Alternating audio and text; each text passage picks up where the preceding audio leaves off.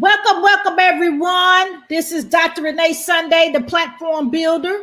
I want to come and just have a chat with you in regards of colon cancer. We know we have seen in the media that we actually have had someone close to us in media in the acting that actually passed away from colon cancer. And so I wanted to come and chat because we actually need to have information. We have to be educated in order to make a wise decision. And what really a lot of people are putting things on social media, but they haven't used their best friend, which is Google. But in order for you to be able to say something about colon cancer, you actually need to know what you're talking about. So I want to come and educate you with that. Please like and share this video so people can understand what they need to do, and then also understand what they actually need to tell their children, what they actually need to tell their neighbors, etc. Okay, and I'm pulling up my notes because I wanted to make sure that I actually focus on a couple of things that to really drive this home. I am Dr. Renee Sunday. I am a board certified anesthesiologist. I've been awarded twice one of the top anesthesiologists in the United States. So I really, truly, people laugh at me at work and they say that I'm the police officer of the operating room. Well, I am, because I want to make sure my patient is safe. I want to make sure that I am an advocate for my patients, okay? A lot of the centers that I work at in regards of anesthesia is GI centers, gastroenterology. So let me tell you, a gastroenterologist, if you're not familiar, is actually a physician, number one, that specializes with the GI tract. Now, Dr. Sunday, what is the GI tract? The large intestines, the small intestines, they also evaluate your stomach, your esophagus as well. Okay. Now, colon cancer. What is colon cancer, Dr. Sunday? Well, of course, it's mostly affecting the large intestine. The large intestine actually helps us with absorption of our vitamins, our nutrients, and actually helps in the metabolism, if you will, of our different things that we eat. Okay, so you actually, I'm gonna say some deep things here. You actually should have what's called a bowel movement every day. Some people are more frequent, but you actually have to evacuate, if you will, the things, the stool, if you will, that's in your colon. Okay, colon cancer they don't know exactly where it comes from, but there are some risk factors, and I'm gonna let you know about those in a minute. But guess what? You actually need to be an advocate of your own health. You know, we eat everything. We eat, this, that, and indifferent, right? So a lot of things that we eat are affecting our body, okay? So let me get my notes here. The first risk factor, if you will, if someone actually in your family have had colon cancer themselves, that puts you at a higher risk. So that's number one. If anyone actually have had colon polyps, that's a risk factor as well. So Dr. Sunday, what is a colon polyp? A colon polyp is an outward growth that's in your colon, right? And it's no why people have this and that. Everybody, I had my first colonoscopy when I was 20 because I had a history of constipation. Lo and behold, they found the polyp. So I have to have colonoscopies every 3 to 5 years. Now, it kind of changes because my last two colonoscopies, they were normal, if you will, but I still got that risk factor because I've had colon polyps before, right? So I have to get my colonoscopy pretty frequent. And so the next risk factor is if you're overweight. Now, we know being overweight, you're eating things that actually increases the fat cells production, okay? So being overweight actually increases your risk of having all type of cancer. But today we're talking about colon cancer, right? Okay. So the next risk factor is what? Diabetes. So if you're diabetic, that actually puts you at a higher risk of actually getting colon cancer. Okay. Now, the next thing is also if you have another kind of cancer, like breast cancer, it actually increases your risk of actually having colon cancer. Okay. Now, let's talk about this. Now, African Americans have a higher risk of colon cancer. We don't know why, but actually African Americans Black people actually have a higher risk for that. Now I'm going to talk about what the rules, and if you want to say guidelines, if you will, of when you should actually get an evaluation. But I want to complete the list in regards of what's the risk factors. Now, also, they say the risk factors is also if you actually have what's called Crohn's or ulcerative colitis. So, Dr. Sunday, what is that? Well, that is actually when people actually have, with Crohn's, you have symptoms all over. You can actually have dry eyes. You can actually have what's called reflux. You can actually have irritable bowel syndrome. But people usually know when they have Crohn's or ulcerative colitis because they've been to a GI doctor. And it actually comes about when you're about in your 20s, like in college. That's usually, I'm saying usually because nothing 100% in this world, right? And usually they have a lot of diarrhea, and so they usually have frequent bowel movement. They have pain a lot and fatigue and those type of things. Okay. All right. So I think we got that down. Let's go to the next thing. Well, Dr. Sunday, when should I see a doctor? Okay. When should I see a doctor? Okay, let me give you what the signs and symptoms if you having any concerns with your GI tract. I'm going to just leave it GI tract, your large intestine. Some people actually have fatigue, which fatigue is very generic because everybody can have, concerns with fatigue, and it may not be cancer. It may not be even a GI concern. But if you have blood on your toilet paper, you need to talk to your doctor. It could be just hemorrhoids. It may be. But we need to actually check it out if we have blood in our stool, blood on the toilet paper. If we actually anemia, meaning your low blood count, but that can mean a lot of things, not just colon cancer, okay? But you actually are losing weight. We need to actually tell our doctors. Let me let you know, we need to be really truthful with our doctors to let them know what we actually going through. Okay, if you're just joining in, we're just having a candid conversation about colon cancer awareness, because I see a lot of people that's been going around saying things that about when we actually had our death of our amazing loved one in media and actors, and people are saying the wrong information.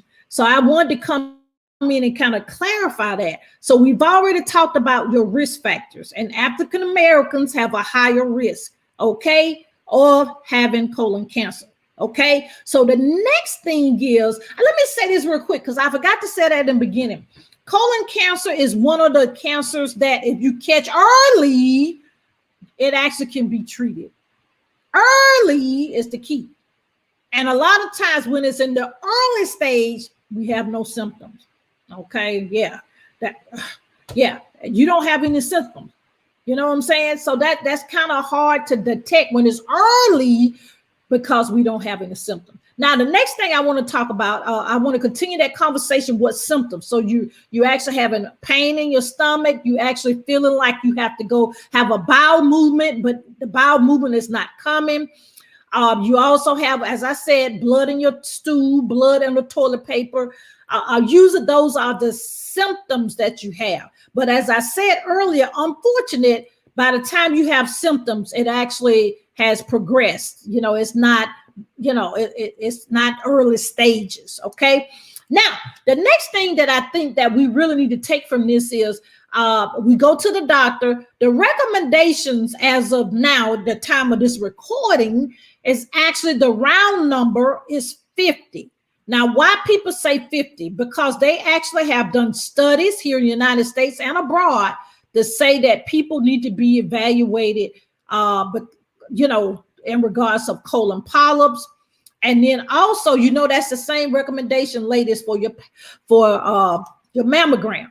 Now, African-American males and African-American women, most of the GI doctors are going by the new guidelines by the the Gastroenterologists International Society, and they're doing screening colonoscopy, meaning no symptoms at all, just a screening colon at the age of 45.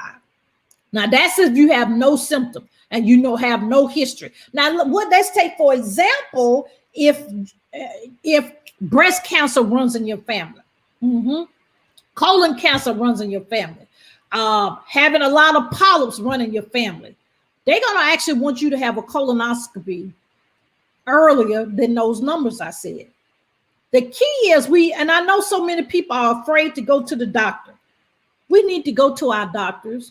I'm not saying that just because I'm a physician, but I go to your doctor because something may be going on that you're not even aware of.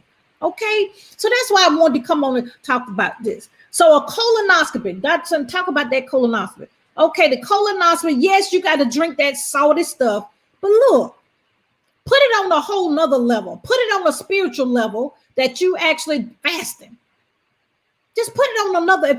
If we get our mind right that we actually doing this to prevent something's happening in my life, and you actually take it onto a spiritual level, it's not that bad. Because the great thing is we do put you to sleep for the procedure. So that I'm good if you can put me to sleep for the procedure, okay? So I just want to let you know. So if you have any of these symptoms, contact your primary care doctor. If you're having trouble finding a primary care doctor, please contact us, DM us, or go to hello@getpurpose.now, and I'll help you find a primary care doctor. And in regards of actually getting that information. Now, if anybody have any questions, let me know about colon cancer, because I want you to be educated and be mindful of what you're putting up on social media. Now, one aspect I looked down at my notes that I didn't mention. If you're a smoker, that increases your risk of colon cancer and also lung cancer, right? So kind of keep that in mind. What we need to do, Dr. Sunday, to prevent it. Well, there are some things out there they say we need to do. We need to make sure our weight is what it should be. They say we need to eat vegetables and green leafy vegetables and fruits. They say we actually need to exercise. Also, we need to make sure that we have bowel movements on a regular basis. But if we have a family history, you can't get rid of genetics, right? So you got to let your doctor know. Please let your doctor know that you have that family history, okay? I know here in the South, they used to say what happened in the South, just like Las Vegas, whatever happened in Las Vegas, stay in Las Vegas. But we actually need to be in charge of our lives, okay? Please be in charge of our life, okay? So I wanted, let me see, someone is asking a question over on YouTube, how often you have to have the colonoscopy. Now that depends. Now, if you have a colonoscopy at 50, for example, and you have no polyps, usually the gastroenterologist will actually let you know that you probably can do it in 10 years, providing no symptoms pop up in that 10 years. Now, if you end up having bleeding in your bottom, you got to do it quicker. You got to let your doctor know, right? Now, family history, if you have, depending on what the family history, the doctors may give you 3 to 5 years. Now, if you've had a colonoscopy yourself and with family history, with the previous cancer, they may actually go even lower than that. The key is we need to do our tests so we actually can be educated. You see what I'm saying? I mean, we don't know what our lovely brother went through. I think some people said that they saw that it was 4 years, but he was a young guy, right? So what we need to do is to see what we can make sure we apply to our own life and get a colonoscopy screening, get a mammogram, get a pap smear. You see what I'm saying? And the men get the prostate exam. See, all those things we need to do. We need to take control of our temple. How are you going to actually do your business and you sick? See what I'm getting at? I came on here for love so we can be mindful of what we put out on social media, that we need to have the right information. Okay. So if you're in that 50 group, call your doctor, get your colonoscopy. If you have a family history and you're in that 40-year-old range and somebody else in your family, call your doctor so you can have your colonoscopy. And we put you to sleep for the anesthesia. You don't even know what's going on. And we do it with a spirit of excellence. We do it by the standards of care. Okay. I don't even remember. I remember turning over. That's all I remember. And then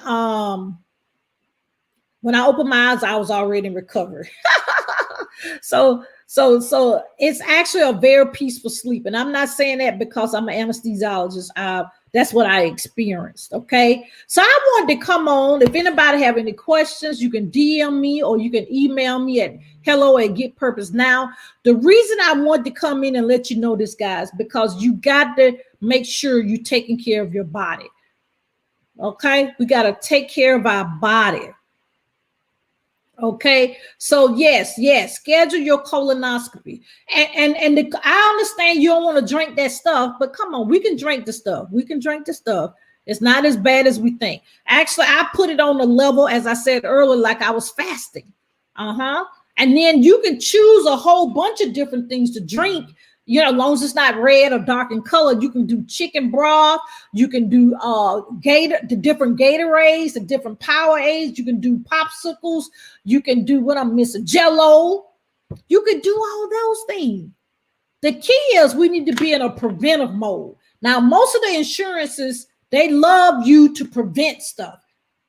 Preventive is the key. So they want you to actually prevent you having other problems, other concerns. That's what they want you to do. So let's talk to our primary care doctor. And especially if you're African-American, male or female, we need to do our colonoscopies early. The number says 45. But if you have a family history, if you have Crohn's, if you're a smoker, if you're diabetic, if you which one I'm missing? If someone in your family have had a lot of colonoscopies, if someone in your family has had Crohn's disease, some kind of GI symptom, you got to do it earlier. Just let your doctor know if somebody else in your family. That's why we have you fill out all them papers. I know we don't like filling out all them papers. All them papers they be asking, they ain't trying to get in your business. They just trying to get a system that they can actually advise you on what you really need. Okay. All right. So for the people that just coming in, don't forget to like and share. I wanted to come on and just give you some information about colon cancer awareness. And we talked about the risk factors. We talked about some things that's our recommendations that's out there from the Gastroenterologists Association of how we can prevent it. But think about it. If you have family history, we can't do anything with genetics. Okay. Right. So we actually need to do the colonoscopy. Or somebody asking over on, okay, they saying how long the colonoscopy use about 15 minutes. It goes so quick, about 15 minutes. Then you can go right and eat afterwards. You know, you can don't eat a Big Mac, you know, and don't eat none, you know, just eat breakfast type food after, because kind of keep in mind that your stomach has been empty. Okay, just make wise decisions. That's what I'm trying to say. Just make wise decisions. But I just wanted to come on and let you know about this. I am Dr. Renee Sunday, the platform builder. I am a board certified anesthesiologist. For 20 years, I've been awarded not once, but twice, one of the top anesthesiologists in the United States. So I care about you and I want you to survive. I want you to thrive. Okay. Also, I am a media personality. I have a podcast called Dr. Renee Sunday Show Podcast. I'm also known as the platform builder. So what we do is we build a platform so you can be seen, be heard, and get paid. And we do that through podcasting, publishing, and media exposure. So if you need any of those services, DM us or contact us at the email that we showed earlier. I put it back up there. hello@getpurposenow. So I want you to know that you do have a calling. You do have a reason you're born. You're not a mistake. All of us have made a mistake. If we admit it or we don't admit it, all of us have made a mistake. What we got to do is we got to do three things. We got to believe, we got to trust, and we got to walk that thing out. I love you guys. I love you. I love you, but God loves you best. I am Dr. Renee Sunday, Dr. Renee Sunday, the platform builder. I'll talk to you guys later. Love you. Bye-bye.